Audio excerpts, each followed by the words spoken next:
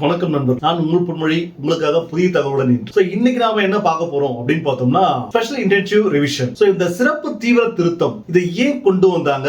இந்த SIR 2026 தேர்தல் களத்தில் தாக்கத்தை உருவாக்குமா உருவாக்காதா? இதை பத்தி தான் நம்ம விரிவா பார்க்க போறோம். அதுலயும் குறிப்பா இந்த 3 விஷயங்களை தான் நம்ம தெளிவா பார்க்க போறோம். அது என்ன அப்படின்னு பார்த்தோம்னா, நம்பர் 1 SIR அவசியம் என்ன? நம்பர் 2 2026 இந்த முறை தேர்தலில் பதிவாகிற வாக்கு சதவீதத்தை வைத்து இதற்கு முன்னாடி நடந்த தேர்தல்கள்ல கள்ள ஓட்டு போடப்பட்டிருக்கா இல்லையா, அதை எப்படி கண்டுபிடிக்கிறது? மூன்றாவது, இந்த SIR யாருக்கு சாதகமா அமையும் இந்த தேர்தல்ல? இந்த 3 விஷயங்களை தான் நாம விரிவா பார்க்க போறோம். இந்த SIR அவசியமானா நிச்சயமா அவசியம். ஏன்னா போலி வாக்காளர்கள் ஒரே நபருக்கு 2க்கும் மேற்பட்ட இடத்துல, அதாவது 1க்கும் மேற்பட்ட இடங்கள்ல அவங்களோட பெயர் வாக்காளர் பட்டியலில் இருக்கிறத நீக்கிறதுக்காகவும், அதே சமயம் இறந்தவர்களோட பெயர்ல முற்றிலுமா இந்த பட்டியலில் இருந்து எடுக்கிறதுக்காகவும் இந்த SIR நிச்சயமா அவசியம். இது எப்படி ஒரே நேரத்துல ஒருத்தரோட பேர் எப்படி 2-3 பூத்ல என்ட்ரி ஆயிருக்கும் அப்படின்னு பார்த்தோம்னா, உதாரணத்துக்கு ஒருத்தருக்கு திருமணம் ஆகிருக்கும். திருமணம் ஆன பிறகு அவங்க பிறந்த வீட்டுல இருந்து புகுந்த வீட்டுக்கு போயிருப்பாங்க. பிறந்த வீடு இருந்த ஒரு ஊர்ல அவங்களுக்கு வாக்கு இருந்திருக்கும்.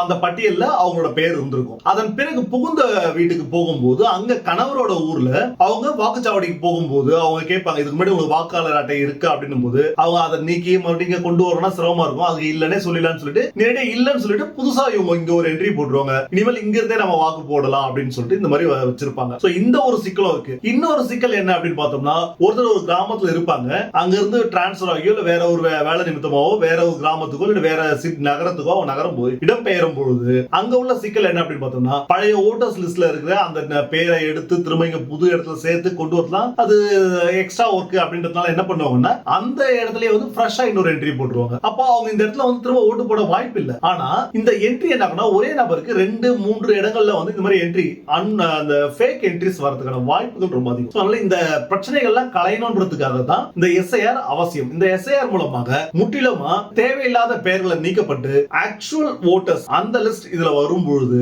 100% சரியான நபர்கள் வாக்காளர்களா இந்த பட்டியலில் வர்றதுக்கு வாய்ப்பு இருக்கு. ரெண்டாவது பாத்தீங்கன்னா, 2026 இந்த முறை சட்டமன்றத்துக்கு நடக்க போற தேர்தலில் பதிவாகிற வாக்குகளோட சதவீதத்தை வச்சு இதுக்கு முன்னாடி நடந்த தேர்தல்கள்ல கள்ள ஓட்டு போடப்பட்டிருக்கா இல்லையான்றதை எப்படி நம்ம கண்டுபிடிக்கும் அப்படின்னு பார்த்தோம்னா, 2021 நடந்த தேர்தல், சட்டமன்றத்துக்கு நடந்த தேர்தலில் பதிவான வாக்குகள் சதவீதம் அப்படின்னு பார்த்தோம்னா 76.6%. அதே 2024 நடந்த நாடாளுமன்றத்துக்கான தேர்தலில் பாத்தீங்கன்னா 70% வாக்குகள் பதிவாகிருக்கு. இந்த சூழல்ல நாம இந்த SIRல கிட்டத்தட்ட 74 லட்சம் வாக்காளர்களோட பெயர்கள் நீக்கப்பட்டிருக்கு. அது இல்லாம இந்த 2004 இருந்து இந்த 2006க்குள்ள புதிய வாக்காளர்களா கிட்டத்தட்ட 17 லட்சம் வாக்காளர்களுக்கு மேல புதுசா என்ரோல் ஆகியிருக்காங்க. இப்ப இந்த கணக்கீடை வச்சு நாம பார்க்கும்போது 2024 பதிவான வாக்குகள், ஆக்சுவலா அந்த SIRல அந்த தேவையில்லாத என்ட்ரிலாம் இருக்கு இல்லையா, தேவையில்லாத என்ட்ரிலாம் நீக்கிட்டு மீதி நம்ம பார்க்கும்போது ஆக்சுவல் பர்சன்டேஜ் என்ன இருக்கும் அப்படின்னு நம்ம பார்க்கும்போது நமக்கு வர்ற கணக்கீடு பார்த்தோம்னா, உண்மையிலேயே அன்னைக்குள்ள சூழல்ல இருந்த ஆக்சுவல் வோட்டர்ஸ் லிஸ்ட்ல உள்ளபடி பார்த்தோம்னா 79.5% வாக்காளர்கள் வாக்குப்பதிவு செய்திருக்காங்க. அதுக்கு முன்னாடி 2021 அந்த காலகட்டத்தில் நடந்த வாக்குப்பதிவு 76.6% நம்ம பார்த்தோம். இந்த SIR திருத்தத்துக்கு பிறகு நீக்கப்பட்டிருக்க எண்ணிக்கையோட நம்ம அதை மைனஸ் பண்ணி பார்க்கும்போது கிட்டத்தட்ட 83.5% வாக்காளர்கள் வாக்குப்பதிவு செய்திருக்காங்க. அப்படின்னா இந்த 2026ல 85% வாக்காளர்களுக்கு மேல வாக்குப்பதிவு செய்தாங்கன்னா இதுக்கு முன்னாடி நடந்த எந்த ஒரு தேர்தலையும் கள்ள ஓட்டு போடப்படல அப்படின்றத நம்ம உறுதி செய்யலாம். சப்போஸ் 85%க்கும் குறைவான வாக்காளர்கள் வாக்குப்பதிவு செய்யறாங்க அப்படின்னு சொன்னா இதுக்கான இடைவெளி என்னவோ அந்த இடைவெளி தான் கடந்த காலங்கள்ல நிச்சயமா கள்ள ஓட்டு போடப்பட்டிருக்கும் அப்படின்ற புள்ளி விவரங்கள் நம்ம தெளிவா இதில் கண்டுபிடிக்க முடியும். மூன்றாவது என்ன அப்படின்னு பார்த்தோம்னா, இந்த SIR திருத்தத்தால யாருக்கு லாபம், யாருக்கு சாதகமாக அமையும் அப்படின்னு பார்த்தோம்னா, நிச்சயமா நேர்மையான வேட்பாளர்களுக்கும் நேர்மை தவறாமல் இருக்கிற கட்சிகளுக்கும் இது ஒரு சாதகமான அம்சமாக நிச்சயமா அமையும்.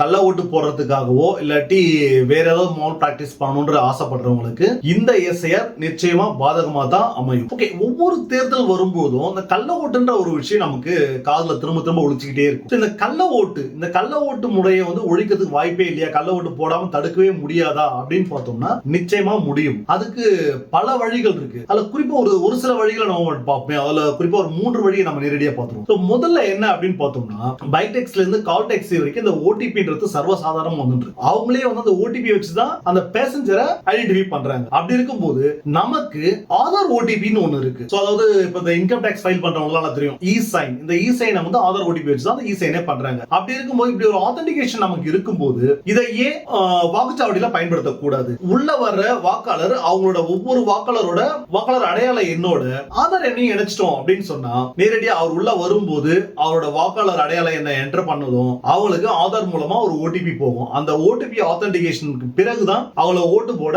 நாம அலோவ் பண்ணணும். இப்படி ஒரு சூழலை நம்ம இதை உருவாக்கிட்டோம்னா கள்ள ஓட்டுக்கான வாய்ப்புகள் கிட்டத்தட்ட குறையறதுக்கான வாய்ப்புகள் அதிகமா இருக்கும் இல்லையா? அதற்கு அடுத்தது என்ன அப்படின்னு பார்த்தோம்னா பயோமெட்ரிக். ஒரு பேங்க்ல ஒருத்தர் அக்கௌண்ட் வச்சிருக்காங்கன்னும் போது அவங்களோட அக்கௌண்ட்ல இருக்க கேஷ் எடுக்கிறதுக்கே AEPS ஒரு மெத்தட் இருக்கு. அந்த மெத்தட்ல பயோமெட்ரிக் மூலமா கேஷை வித்ட்ரா பண்ண முடியும். சோ அப்ப சம்பந்தப்பட்ட அந்த பர்சன் தவிர வேற யாராலையும் அந்த கேஷை AEPS மெத்தட் மூலமா எடுக்கவே முடியாதுன்ற ஒரு சூழல் இருக்கும்போது இந்த பயோமெட்ரிக் மெத்தட ஓட்டிங் பூத்துக்குள்ள ஏன் பண்ணக்கூடாது? சோ அப்படி பண்ணும்போது வாக்காளர் அடையாள அட்டை யார் பேர்ல இருக்கோ யார் இருக்காங்களோ அந்த உண்மையான வாக்காளர் தவிர வேற யாருமே அந்த பேரை பயன்படுத்தி வாக்களிக்க முடியாதுன்ற ஒரு சூழல் உருவாகும் இல்லையா? சோ இப்படி ஒரு சூழல் உருவாயிடுச்சுன்னா கள்ள ஓட்டு வரதுக்கான வாய்ப்புகள் முற்றிலுமா தவிர்க்கப்படும். இதுல இன்னொரு அட்வான்டேஜ் இருக்கு. இன்னொரு அட்வான்டேஜ் என்ன அப்படின்னு பார்த்தோம்னா இந்த பயோமெட்ரிக் சிஸ்டத்தை நம்ம உள்ள கொண்டு வரும்போது இந்த பூத் ஏஜென்ட் சொல்லிட்டு உள்ள உட்கார்ந்துட்டு வர்றவங்களுக்கு வந்து சிக்னல் கொடுக்கிறது, சோ அதன் மூலமா அவங்களோட ஓட்டை கன்ஃபார்ம் பண்றது, இந்த மாதிரி சேட்டைகளோ இல்லாட்டி 4-5 பூத் ஏஜென்ட் ஒன்னா சேர்ந்து அங்க உள்ள பூத் ஆபீஸ மிரட்டுறதுக்கான சூழலோ இங்க